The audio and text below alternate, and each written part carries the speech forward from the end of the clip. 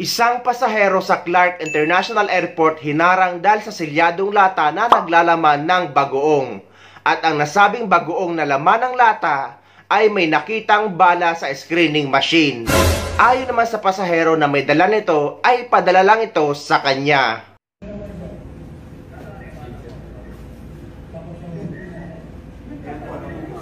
Harap ni Lola Mary yung lata ng bagoong.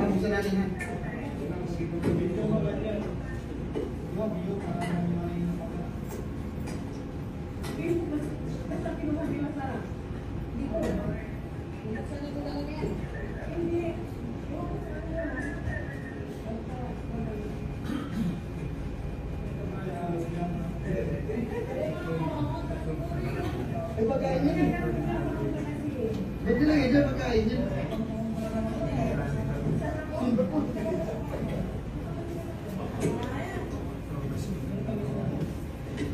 Ano ba plastic? Ano ba plastic? Plastic, ayan o. Sige, live mo. Live. Dandana.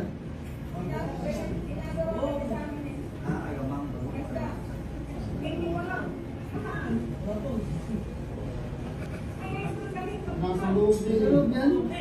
Yan ang mga tatak mo mga kapamilya. Ayan. Nandito eh. Ayan o.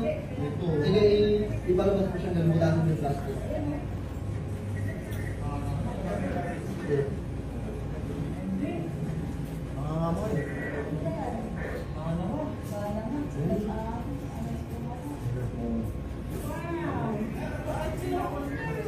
Ano ba yung mga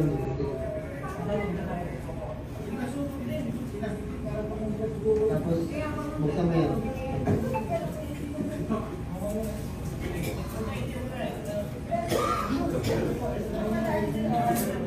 Ayan po, no? So nakita po natin. Nakarap pa nga po sa plastic.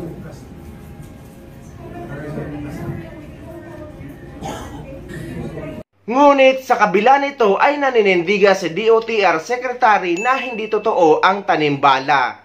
Hindi siya naniniwala na tanimbala ang mga nahuli sa mga pasahero, lalo na't umamin daw ang mga ito. I think all these cases, actually umamin po ang ating mga kababayan na either hindi nila alam at may nagpadala sa kanila. Hindi ang mga tauhan ng Office for Transportation Security o OTS ang naglagay o nagtanim ng mga bala sa mga bagahe ng mga pasahero.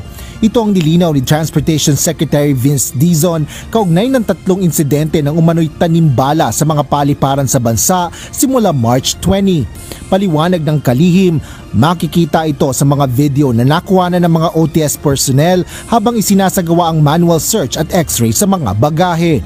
Isa sa mga pasaherong ito, nakitaan ng bala na nakasilid sa loob ng selyadong delata. Inamin po niya na merong nagpadala sa kanya ng isang lata at hindi ko alam kung bakit, pero may bala doon sa loob ng latang yon. Sa kabila nito, sinabi ni Dizon na iimbestigahan pa rin ang mga ito at titingnan ng mga closed-circuit television sa airport upang matiyak na hindi nasingitan. Gayunman, sa kabila ng pagkalat sa social media ng mga umano'y naturang insidente, tumanggi namang tawagin ito ng DOTR Secretary na tanimbala. We don't believe that tanimbala is that. And I think these 3 instances show that. No? And believe me when I say, and he will not say this, he will never say this, but under the leadership of General Ato Bisnar, hindi makakabalik yan. Pakiusap ni Transportation Secretary Vince Dizon sa mga pasahero, huwag magdala sa bagahe ng ammunition o bala ng baril at tiyaking wala ito sa pag-iimpake.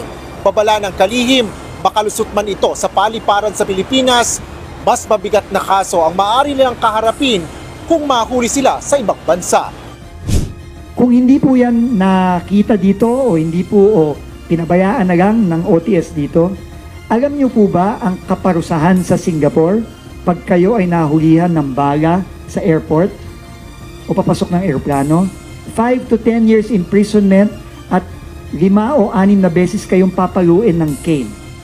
Ayon naman kay OTS Administrator Undersecretary Arthur Bisnar, sa Japan naman ay hindi hihigit sa 5 taon ang maaring ipataw na pagkakakulong at multa na hanggang 30 million yen o katumbas na 10 million pesos.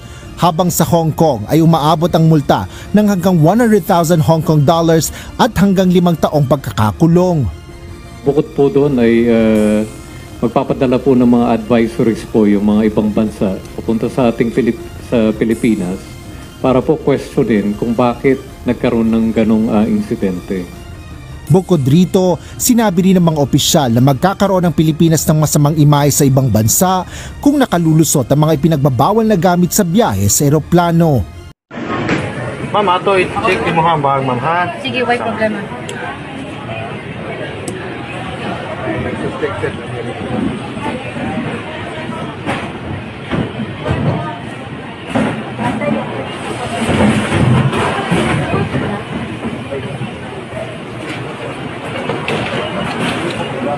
Ay, kana siya, gitara ka nang na-block.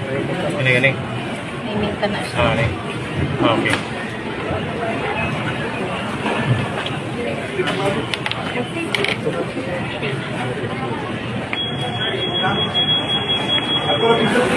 Other side lang. Say pagawas ma'am ha?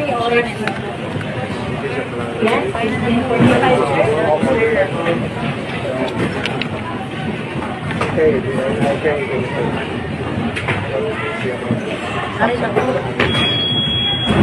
Kaya ka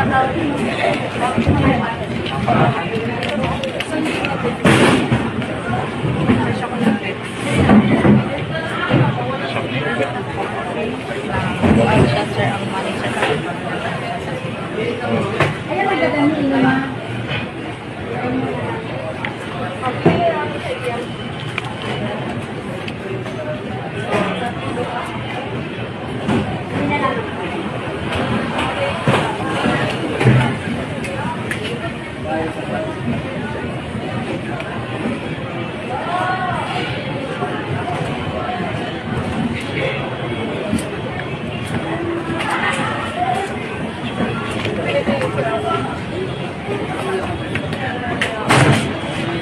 Say pagawas ma'am ha?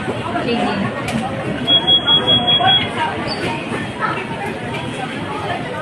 Yaw.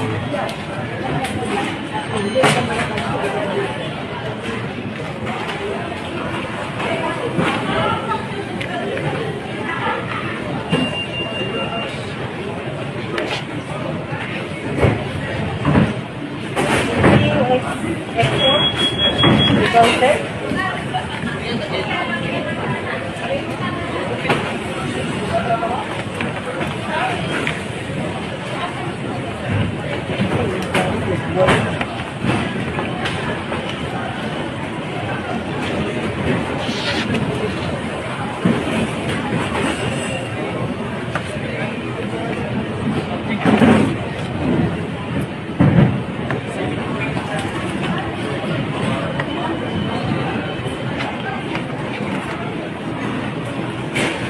Kontra.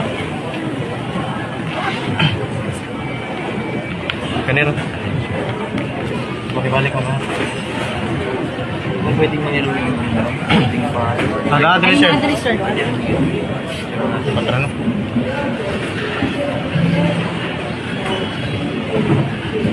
Okay na ba? Or maura man eh? Okay na na? Oo, maura ni. Ano ba yan?